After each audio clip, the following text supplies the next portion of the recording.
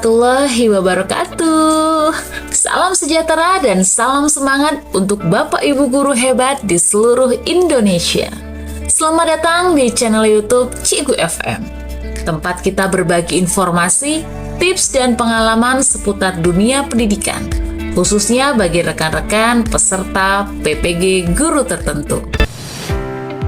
Sebelum kita mulai, kami mohon dukungannya dari Bapak Ibu semuanya. Caranya mudah, cukup dengan subscribe channel YouTube kami, like, tuliskan komentar jika ada yang ingin didiskusikan, dan yang paling penting, share video ini ke grup atau teman-teman sesama peserta PPG. Dukungan dari Bapak Ibu semua sangat berarti agar kami semakin semangat membuat konten-konten bermanfaat lainnya. Baik Bapak Ibu, di video kali ini kita akan membahas terkait referensi aksi nyata untuk modul ketiga Filosofi Pendidikan dan Pendidikan Nilai, khususnya untuk unit atau topik yang ketiga, Kode Etik Guru. Apakah perilaku guru sebagai pendidik perlu diatur? Nah, untuk di unit atau topik ketiga ini akan kami berikan juga referensi terkait pembuatan aksi nyatanya.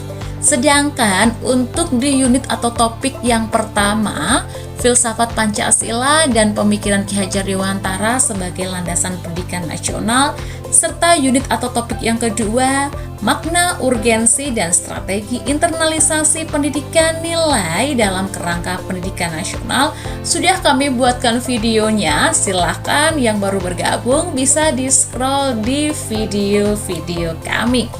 Baik Bapak Ibu, langsung saja ya kita masuk ke dalam modul ketiga Filosofi Pendidikan dan Pendidikan Nilai. Untuk unit atau topik ketiga, Kode Etik Guru, apakah perilaku guru sebagai pendidik perlu diatur? Kita masuk ke dalamnya. Baik, untuk daftar materi beserta aktivitas maupun cerita refleksinya sudah kita kerjakan semua Bapak Ibu ya. Kita langsung menuju ke aksi nyata di unit atau topik ketiga ini. Apa sih yang diminta di dalam aksi nyata di unit ketiga ini? Baik Bapak Ibu, untuk aksi nyata Kode Etik Guru, apakah perilaku guru sebagai pendidik perlu diatur? Ada beberapa pertanyaan juga yang perlu kita jawab ya. Nah, yang pertama ada pertanyaan begini. Media promosi, audio atau visual apa saja yang Bapak Ibu gunakan untuk mempromosikan Kode Etik Guru di lingkungan kerja Bapak atau Ibu? Mengapa Bapak Ibu memilih media tersebut? Kemudian yang kedua, bagaimana konten promosi yang Bapak Ibu buat menyampaikan pesan-pesan utama Kode Etik Guru? Berikan contoh pesan yang Bapak Ibu sampaikan. Nah, kemudian setelah Bapak Ibu melakukan aksi nyata terkait sosialisasi ya, atau promosi tentang Kode Etik Guru, nah Bapak Ibu menjawab pertanyaan ini ya. Nah, kemudian setelah melakukan aksi nyata dengan menyelesaikan pertanyaan-pertanyaan di atas, Bapak Ibu dapat menjawab pertanyaan reflektif berikut. Ada 3 pertanyaan Bapak Ibu. Yang pertama, pembelajaran apa yang Bapak Ibu dapatkan selama proses merancang dan melaksanakan promosi Kode Etik Guru ini? Yang ketiga, tantangan apa saja yang Bapak Ibu hadapi dalam mempromosikan Kode Etik Guru? Bagaimana Bapak atau Ibu mengatasinya? Kemudian yang ketiga, apa langkah selanjutnya yang akan Bapak atau Ibu lakukan untuk terus meningkatkan kesadaran dan kepatuhan terhadap Kode Etik Guru di lingkungan kerja Bapak atau Ibu? Baik, nah kita langsung saja ke referensi jawaban untuk pelaksanaan aksi nyata di modul ketiga, khususnya untuk unit atau topik ketiga juga, Kode Etik Guru, apakah perilaku guru sebagai pendidik perlu diatur? Baik, Seperti biasa Bapak Ibu ya, untuk aksi nyatanya berikan identitas diri terlebih dahulu yang terdiri dari nama, nomor UKG, atau diberi NIM juga boleh ya. Bebas ya, tidak ada aturan atau template tersendiri kecuali LPTK memberikan template ya. Kalau tidak berarti bebas. Kemudian berikan asal instansi atau LPTK. Baik, dilanjutkan dengan judul tugasnya ya. Tugas pada modul ketiga, Filosofi Pendidikan dan Pendidikan Nilai untuk topik atau unit yang ketiga. Kode etik guru, apakah perilaku guru sebagai pendidik perlu diatur? Nah, itu adalah aksi nyatanya. Kemudian Bapak Ibu, untuk petunjuk ya atau soal di aksi nyata ini ya, kami kopikan langsung di LMS sertifikasi pendidik. Jadi ini kami kopikan di Word ya untuk lembar jawaban aksi nyatanya. Kemudian setelah kita kopikan, kita jawab pertanyaan yang ada di aksi nyata tersebut. Nah, untuk di referensi kami Bapak Ibu memberikan 2 referensi ya. Jadi nanti Bapak Ibu bisa memiliki banyak informasi terkait pembuatan aksi nyata di unit atau topik ini. Referensi yang pertama untuk pertanyaannya, media promosi audio atau visual apa saja yang Bapak Ibu guru gunakan untuk mempromosikan kode etik guru di lingkungan kerja Bapak Ibu? Mengapa Bapak atau Ibu memilih media tersebut? Jadi, untuk promosi ya, medianya bisa audio, bisa visual, begitu ya. Saya menggunakan media poster visual, jadi poster yang gambar lah ya, gambar poster. Kemudian video pendek edukatif dan slide presentasi PowerPoint sebagai sarana untuk mempromosikan kode etik guru kepada rekan-rekan sejawat. Jadi ini melakukan sosialisasi Bapak Ibu ya, sama seperti di unit yang kedua. Kemudian alasan saya memilih media ini karena yang pertama milih poster ya, itu mudah dilihat dan bisa dipajang di ruang guru atau ruang rapat ya, atau di ruang sosialisasi itu ya saat rapat. Kemudian video pendek ini menarik secara visual dan emosional serta bisa dibagikan melalui WhatsApp grup sekolah. Kemudian slide presentasi ini digunakan saat rapat guru atau saat kita melakukan sosialisasi itu karena efektif menyampaikan materi secara sistematis dan melakukan diskusi bersama. Kemudian di pertanyaan yang kedua, bagaimana konten promosi yang Bapak Ibu buat menyampaikan pesan-pesan utama kode etik guru? Berikan contoh pesan yang Bapak Ibu sampaikan. Nah, jadi konten promosi yang Bapak Ibu guru buat itu bagaimana bisa menyampaikan pesan utama ke kode etik itu kepada guru-guru ya. Jadi ketika konten promosi yang dibuat tadi berupa slide presentasi, video pendek, dan juga poster visual tentang kode etik guru Indonesia yang memuat prinsip-prinsip seperti ada tanggung jawab, teladan, kejujuran, dan profesionalisme. Sedangkan di dalam khusus untuk video dan poster, itu saya menyampaikan pesan-pesan sinyal dan kuat. Misalnya, kata-katanya, kalimatnya bisa seperti ini Bapak Ibu.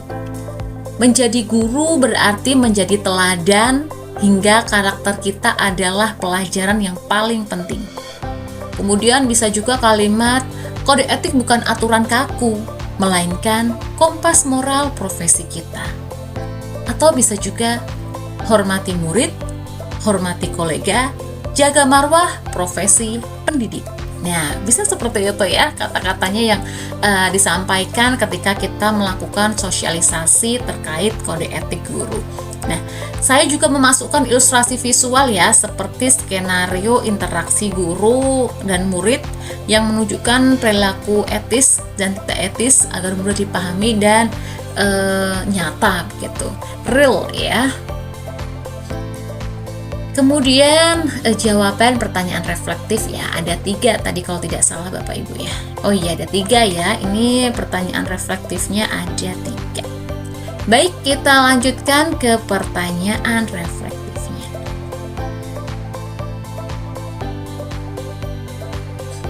Yang pertama, pembelajaran apa yang Bapak Ibu dapatkan selama proses merancang dan melaksanakan promosi kode etik guru ini? Saya belajar bahwa kode etik guru bukan hanya dokumen formal, tapi benar-benar menjadi panduan moral dan profesional dalam bertindak. Proses ini membuat saya semakin memahami pentingnya kesadaran kolektif di antara guru-guru agar tidak hanya tahu isi kode etik, tetapi juga mau menghidupinya dalam praktik sehari-hari. Saya juga menyadari pentingnya cara penyampaian yang menarik dan menyentuh hati agar pesan-pesan etika tidak hanya didengar, tapi diresapi. Kemudian terkait tantangan apa saja yang dihadapi dalam mempromosikan kode etik guru, bagaimana Bapak Ibu mengatasinya?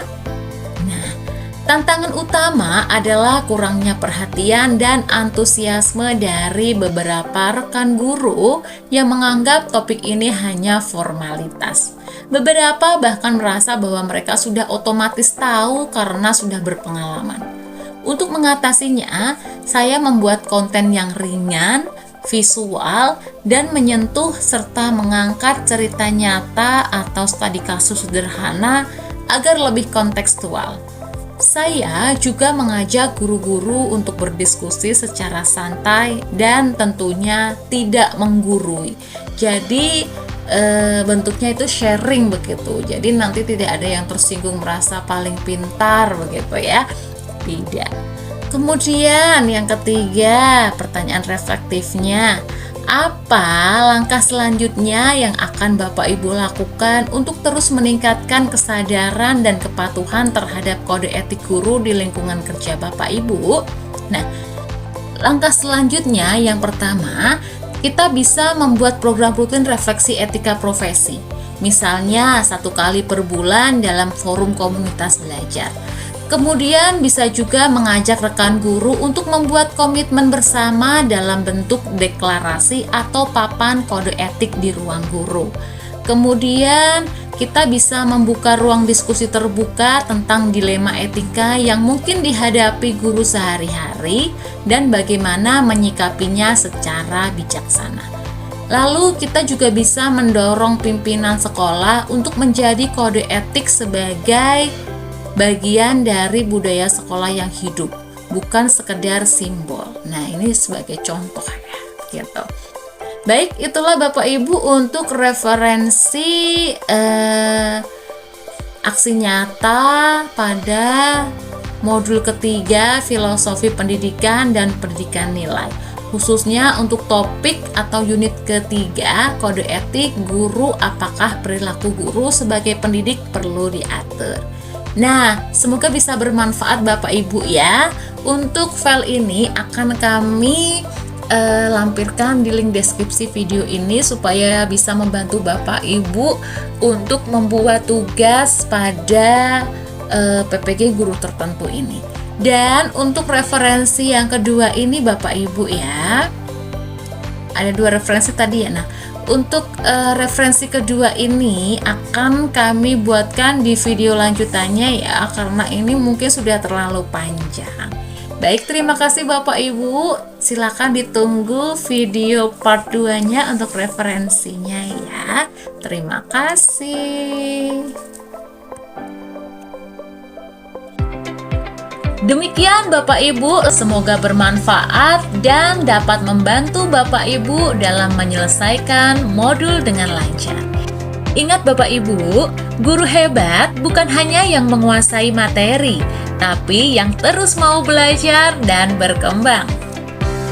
Baik Bapak Ibu, cukup sekian video kali ini ya. Jangan lupa untuk like, komen, share, dan yang paling penting, subscribe channel YouTube kami agar tidak ketinggalan info penting seputar PPG dan tips seputar dunia pendidikan lainnya.